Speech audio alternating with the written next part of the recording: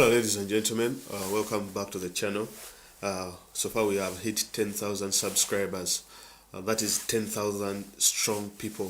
Thank you very much for subscribing. Please make sure as you subscribe, endeavor to go and pick your voters slip, and also endeavor to go and vote on the 14th of January, because whatever we are fighting for, we have been preparing to go and vote. And I will tell you why voting is really important, because whatever we are going to fight for in the aftermath, because Museven is planning to rig the election, we all have to stand on a strong ground that we actually, won the election because we went and vote. And we also have to make sure that we go out there and protect our vote. Now, there are polls that are taking place in the country, and these polls are done on a presidential level, trying to see, who is making, who is leading here and there, and so on and so forth. Now, there's this poll that was done by an organization known as Market Intelligence Group, and they did the National Election Survey poll, which is quite interesting. So I went through their data, I looked at it, and I think it's something plausible. Whereas I might disagree with him on a few issues, but on the other hand, I can also understand, given the time at which the polls were made, because these polls were done in November last year, that is towards the end of November, and you can see that from that period of time to date, there's so many things that have happened. The killing of people, the church leaders, so many things are happening at a very faster rate that can either increase the number of voters, that can either increase the support of the incumbent or reduce his support. Now, what is also very fascinating about this poll is the gentleman who made the poll is also an NRM supporter, which is interesting. But at least you can see the neutrality in how he conducted his survey, the neutrality in how he conducted his polls. That is why I'm not making this video just because this gentleman, put Bobi Wine on the top, giving him a 59.1% and giving Museven 35.9%. The reason as to why I'm making this video and why I chose this particular poll is because it is one that is actually plausible. Because you can see the polls that were made by New Vision and all the other pollers, you really see there is a lot of bias, and you really see that, of course, the state financed them to actually do those polls and show that Museveni is in the lead. And when you see the polling that these people did and you collaborated it with what is actually on the ground and what we actually see, it's a completely different ball game. Like whatever they said in those polls, they do not actually match up together. They also did not give us things like, the people, how they actually sampled the people, the methodology they used, and things of that sort. But in this poll, the gentleman shows that they randomly sampled people, and in different regions of the country, and they had to make sure that these people were actually voters. And some of them were sampled according to, they took their age, trying to know the age range, the kind of age range, what age range is voting for what gender is voting for what, which is really interesting. And for me, such kind of data, gives us a reflection on how the election will be come 2021. Now, Uganda is divided into 16 sub-regions, and those are the sub-regions that these guys polled.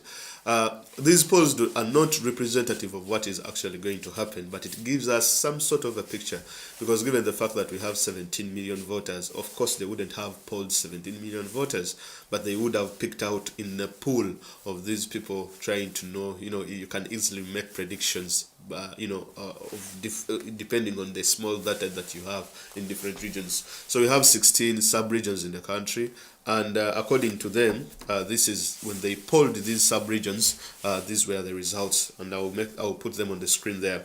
So in West Nile sub-region, Bobi Wine gets 66.70, Museveni gets 33.30.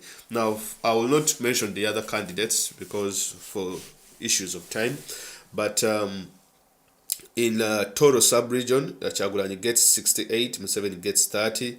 In Iteso, Kyagulanyi gets 32, Museveni gets 49. In Sebeyi, Kyagulanyi gets 48, Museveni gets 51. In Rwenzururu, Kyagulanyi gets 72, Museveni gets 26. In Lango sub-region, Kyagulanyi gets 57, Museveni gets 42. In Kigezi sub-region, Kyagulanyi gets 44, Museveni gets 40. In Kalamoja, Chagulanyi gets 53, Museveni gets 45. In Kampala, capital city, sub-region, Chagulanyi gets 72, Museveni gets 22. In Bugisu sub-region, Chagulanyi gets 78, Museveni gets 20. Busoga, Chagulanyi gets 68, Museveni gets 18. Bunyoro, Chagulanyi gets 70, Museveni gets 28. Bukedi, Chagulanyi gets 75, Museveni gets 23. Buganda, Chagulanyi gets 69, Museveni gets 17. Ankole, now here Museveni gets 73, Chagulanyi gets 24. And Acholi sub-region, Chagulanyi gets 44, Museveni gets 51. Now, as you can see, all those sub-regions that I've read for you, Chagulanyi is actually leading in 12 out of the 16 sub-regions, and Museveni is only leading in two sub-regions. Now, to this gentleman, whatever the company, the organization, gave Chagulanyi 59.1% of the total vote, and Museveni getting 35.9% of the total vote. I think that's why we see like there has been a lot of clampdown in these regions, trying to stop Bobi Wine from campaigning these areas and getting these people to go to the poll. Now, we also see that whenever they polled these people, it came out that mostly, but the support that Bobi Wine had was between the age of 18 and 30 plus. Most of those people were actually all voting for Bobi Wine. Now, also in terms of gender, Bobi Wine was actually receiving too much support within the female and male genders. Both genders, Bobi Wine was actually becoming much more, much more stronger. He's much more stronger in both genders and in terms of age range. You also see that Museveni's biggest supporters, demographically, if you look at it, were people who are around like 60 and above, those old generation who went through the war in the 60s and 70s and who went through those turmoil in Uganda's Ugandan post-independence, the political turmoil that was going on. Now, most of those people, of course, have left this world. Some of them have died. Some of them have even lost interest in voting for Museveni because of how he's treating his grandchildren. And that is why this is actually showing itself but in the number of people, in the type of people that are being arrested. If you see that the children that are being arrested today and that are being killed in one or the other, these children are just below 30 years old. In November last year, the killings that took place, most of these people were below 30. Daily Monitor ran a story and showed that most of these people were actually below 30. But if you go back in the 90s and maybe early 2000s there, you will see that most of these people were actually, late 30s, 40s, 50s, 60s that were being arrested, being taken away and all this kind of thing. But today when you look, when Museveni is arresting people, these people, some of them are 18 years old. Some of them are 16. Those are the people that are being arrested, which is really, really a very interesting phenomenon. So that's why you see that most of these people, because the people who would have voted for Museveni, they have been demographically outweighed, or they have been demographically they're out completely, demographically, as we speak now, because these are the older generation. Now COVID is here. These are the grown-up people. But even the grown-up people, when you speak to them today, even Museveni's counterparts himself, they are also actually not happy with where Museveni is going and how he is actually ruling the country. If you look at people like people like Professor Kanyehamba, who were staunch supporters of Museveni and who crafted the 1995 constitution, they are the biggest critics of the president today. People like Amanya Mushega and so on and so forth. So all these kind of people now have taken so many votes away from the president. Now you also see that most people, especially from the West, the likes of Mugisha Muntu and Tumukunde, they are also taking some votes, or they are also taking a big chunk of votes away from Museveni. And there are people who look up to these people, and when they look up to them, they are like, we cannot actually vote for this gentleman. So to me, when I look at in terms of age, I think this guy was spot on. That of course most people, especially the people who are supporting Chagulanyi, are between the age of 18 and 30 plus. Chagulanyi wins in that entire age range. Then when you look at gender, because these are the youths. Uganda today we have, I mean, it's now almost 80% of the people or in Uganda are youths. It's the youngest population in the world as well as Africa. Now, on the other hand, when you look at gender, gender is a very important phenomenon. Before I go to gender, let me also make this point. You see, people power resonates so much with the youth, and the problem with Museveni he's facing is like he is missing that idol, he is missing that figure within his ranks that can actually uplift, or that can actually that he can have within his ranks, that the youths can look up to. That is why you see he has been having different musicians to see that if the youths will actually get attracted to these musicians and maybe get all that support and bring it all back to him. But it is absolutely, it has failed to work. He thought he could use the churches have also now turned against him. The pastors might be supporting Museveni, but the flocks are not supporting Museveni, however much they try to blackmail Bobi Wine and so on and so forth. Now the other important aspect is the son and the kids have not helped Museveni. That's why Museveni last year he tried to make TikTok videos with the daughter in order to make sure that he appeals to the younger generation, in order to appeal to the girl child, to the youths and all these women, but it flopped, it didn't work. Now Muhoozi Kainerugaba also hasn't helped his father, because he's not someone that, you know, kids look up to.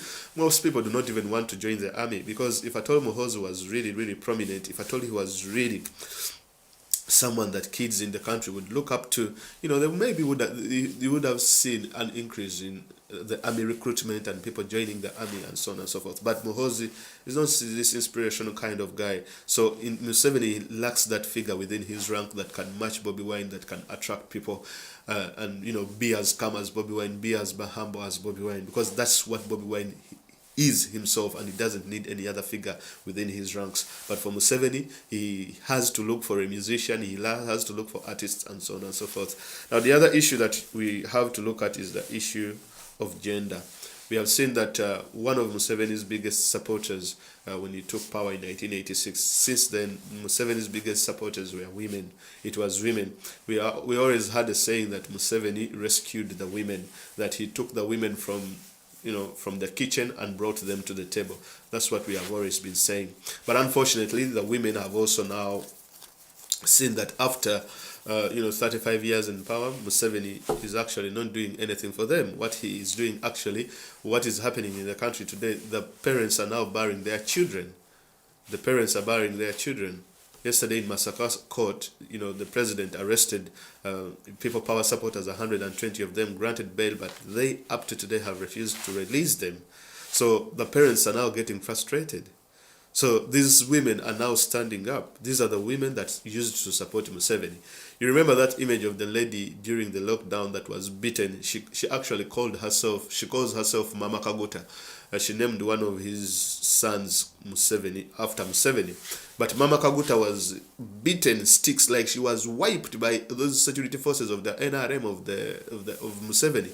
And Mama Kaguta was very furious that Museveni, whom he has supported for over 30 years, and now he has sent goons to beat her up just because she's selling mangoes. So Mama Kaguta was later taken by the army and they talked to her, and nothing was given in terms of compensation. Mama Kaguta pleaded for her to be given money or to be given compensation because these people broke the law. Mama Kaguta cried, but no one came to her rescue. Mama Kaguta, in an interview, she said that what pained her was that the children they have given birth to, they are the ones that the government is using to beat them up. On the other hand, it is the same children that the government is actually killing, and they all actually have to bury their own children. So the things have flipped now, that parents are burying their own children, like you saw Frank Senteza and the other people who were killed, who are below 30 on November 18th. So all that, you see that it has flipped the gender in terms of support, because most women were saying Museveni brought peace, Museveni alete mirembe. But now when they see people that are going out there and they are capturing their children, they are taking their children away from them. You see Mama Kaduka, a lady who was kidnapped and taken by security forces. She had just given birth 2 weeks. That's because she came out and critiqued Museveni. Mama Kaduka was taken with her baby in the cells for over 4 days. Mama Kaduka was arrested with the baby. She has to turn out in court with the baby. Now that's why you see that the genders now has played a very big role. That Museveni, this block vote he always thought that he had of the women, he has completely lost. He no longer has it. He no longer has that block vote. Also, you will look in the NRM, there is no, there is no figure in the NRM. Like you could look in the opposition where you have BOBI. Like BOBI is a lady that so many women can look up to in the country. But in the NRM, if you have people like Kasule Lumumba, she's not going to be... Kasule Lumumba does not attract the youth vote.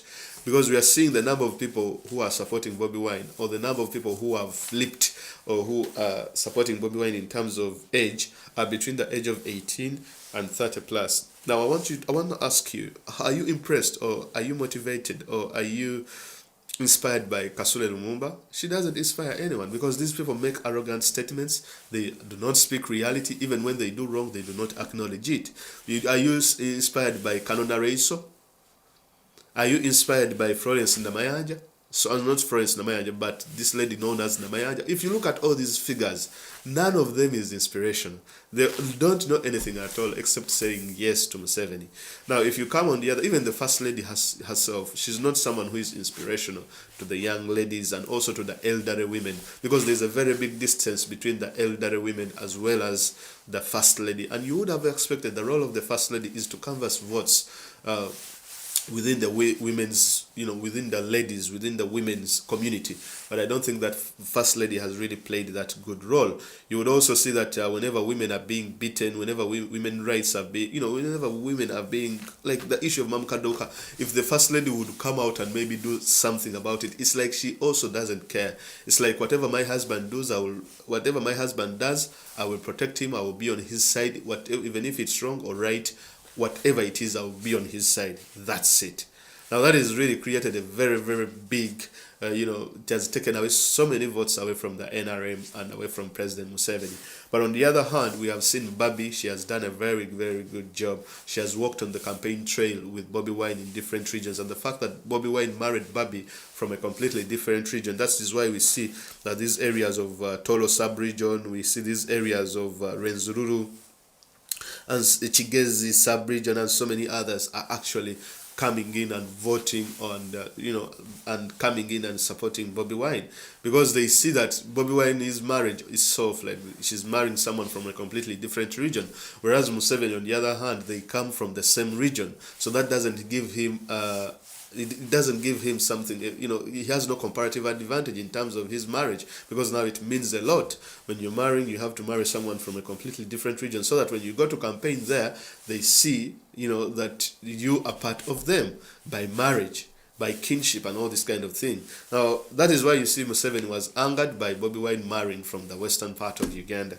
Now, the other thing is that BOBI, of course, inspires a lot of women. She has NGO and the charity known as Caring Hearts, and so on and so forth, which Museveni doesn't have on the other side. They have one that is called USO, but they are using it as a conduit to steal money and get aid, and then get that money and put it into, different avenues and so on and so forth. Museveni brought these circles. The circles have been a lie. They haven't worked for the women, and women are not happy about the circles, which is also a very interesting thing.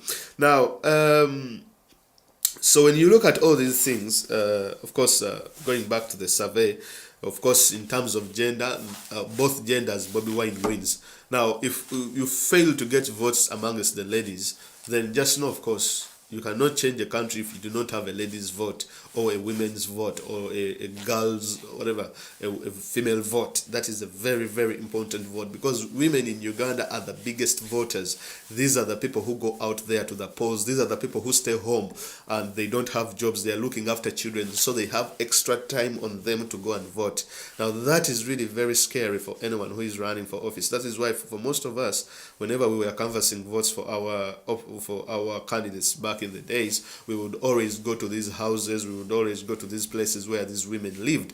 When you saw a woman and convinced her to vote for you, trust me, you were very well assured of winning office. If you saw, if you convinced women in these local areas to vote for you, trust me, you were convinced of winning that constituency or that village or whatever, that administrative unit. So women are very, very important, because Whereas men are out there going to work and so on and so forth, the problems that are affecting women whenever they are giving birth, they go to the hospitals and face all these kind of challenges. They have to bribe doctors, they have to buy water, they have to buy pads, they have to buy sponge, they even have to buy needles for them to be sewn. The conditions they go into when they are in labor, they are being slapped by doctors who are frustrated and things of that sort. So they pass a lot of hardships. They're the ones that go to the markets to buy food, and food is so expensive. Whenever the kids are hungry, they are the ones that they cry to.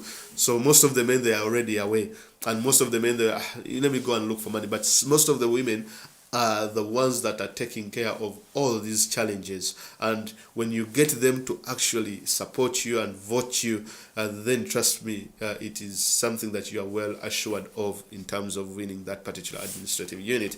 So I would totally, I would agree with this poll. You know, with like I would give it a 60%. I would give the poll a 60%, given the fact that the gentleman definitely, he was NRM, and what the methodology that he used, he randomly sampled registered voters, and you can see that from his research and his survey, he was not as biased as the previous polls that we have seen.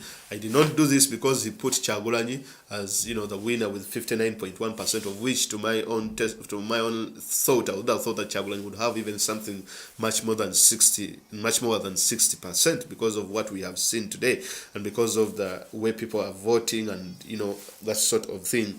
So also different methods that he used to get the survey and the polls.